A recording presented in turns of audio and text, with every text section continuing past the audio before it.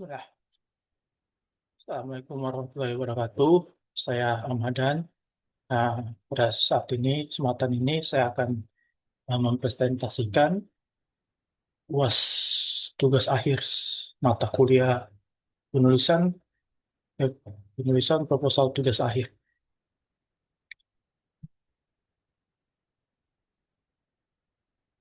Saya men-share screen. Ya, oke,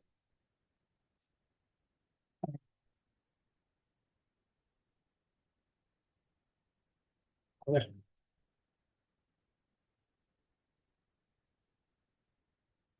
Eh, Judul proposal skripsi saya adalah analisis perilaku konsumsi pengguna informasi digital usia 13 sampai 30 tahun, perspektif FOMO atau fear of missing out, dan scrolling atau membaca berita negatif tanpa henti.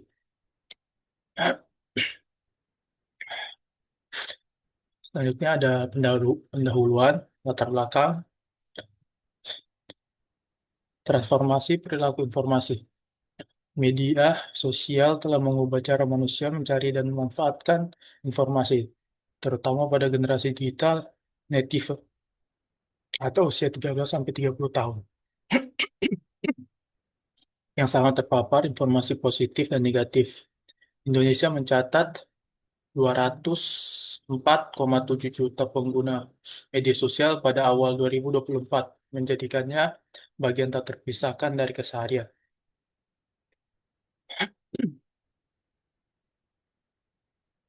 Fenomena negatif konsumsi informasi. Di balik kemudahan akses, muncul dua fenomena perilaku yang berdampak negatif. Satu, yaitu fear of missing out atau FOMO.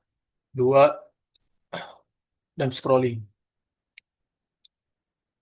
Selanjutnya ada perumusan masalah.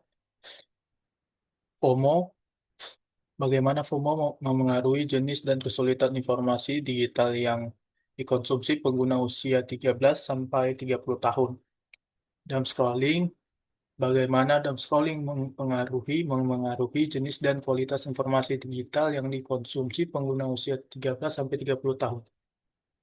Selanjutnya ada bagaimana interaksi FOMO dan dumb scrolling memengaruhi pola perilaku konsumsi informasi digital secara keseluruhan pada pengguna usia 13 sampai 30 tahun. Selanjutnya ada tujuan penelitian. Tujuan penelitian, satu, mengenali pengaruh FOMO terhadap jenis dan kualitas informasi digital yang dikonsumsi pengguna usia 13 sampai 30 tahun. Dua, ada menganalisis pengaruh dan scrolling terhadap jenis dan kualitas informasi digital yang dikonsumsi pengguna usia 13 sampai 30 tahun.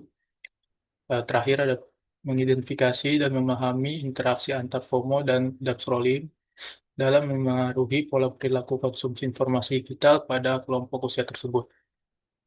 Selanjutnya ada manfaat penelitian.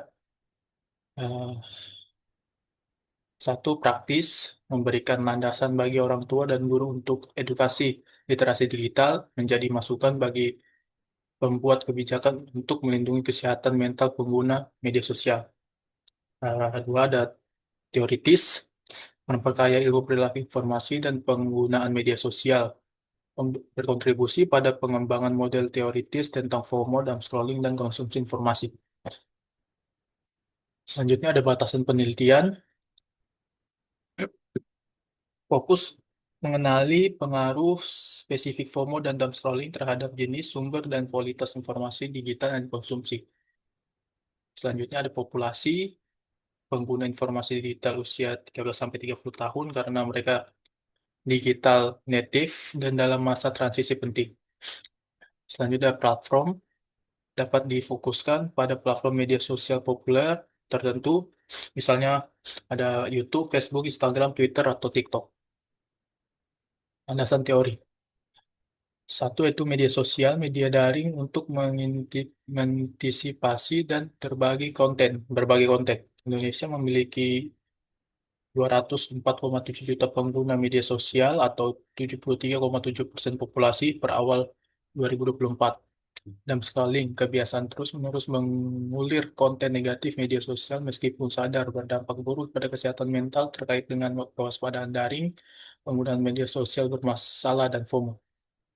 Selanjutnya, FOMO, ketakutan kehilangan momen atau informasi penting yang dialami orang lain di media sosial, dipicu oleh pengalaman orang lain dan kebutuhan untuk tetap terhubung, berdampak negatif pada kesehatan mental, cemas, iri, dan obsesi.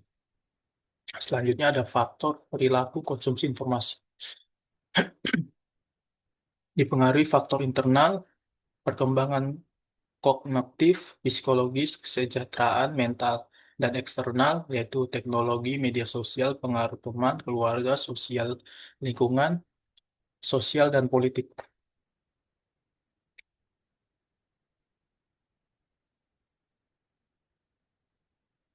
Oke, selanjutnya adalah penelitian terdahulu. Ini adalah beberapa penelitian terdahulu. Eh, ada beberapa yang saya masukkan. Salah satunya itu hubungan FOMO dan adiktif medsos oleh Alfia Aisyah pada pengguna TikTok. Selanjutnya ada kecemasan digital dan medsos.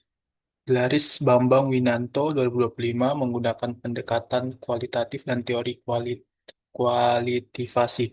Selanjutnya ada literasi digital dan pengelolaan ego. Rizka Wulan dari 2025 fokus pada strategi menghindari efek negatif media sosial. Metode kualitatif. Selanjutnya ada Hey Motivation for using the social media platform TikTok from the perspective of the use and get relative theory.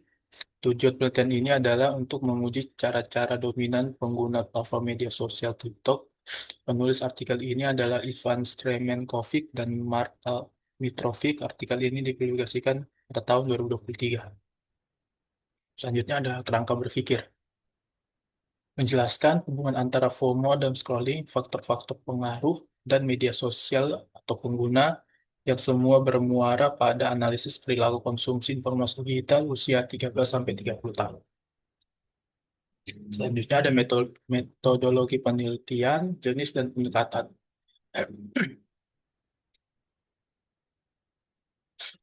Dipilih untuk pemahaman mendalam tentang pengalaman dan perspektif subjek partisipan, bukan pengukuran numerik.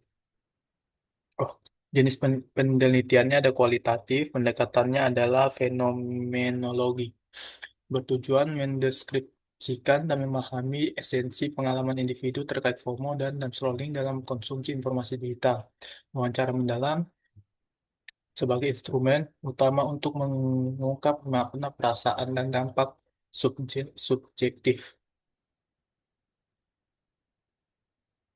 Selanjutnya ada metodologi penelitian, teknik pengambilan subjek, dan analisis data.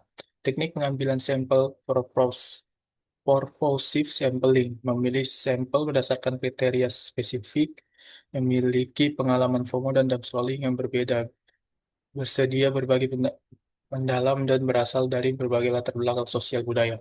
Teknik analisis data, analisis fenomenologi interpretatif, langkah-langkah, transkripsi verbatim, data wawancara pembaca berulang untuk memahami kolintik, identifikasi pernyataan bermakna teknik formal atau dan scrolling, dan pengelompokan pernyataan serupa ke dalam tema-tema yang lebih luas.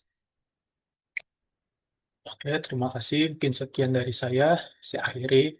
Billahi taufiq wal hidayah. Assalamualaikum warahmatullahi wabarakatuh.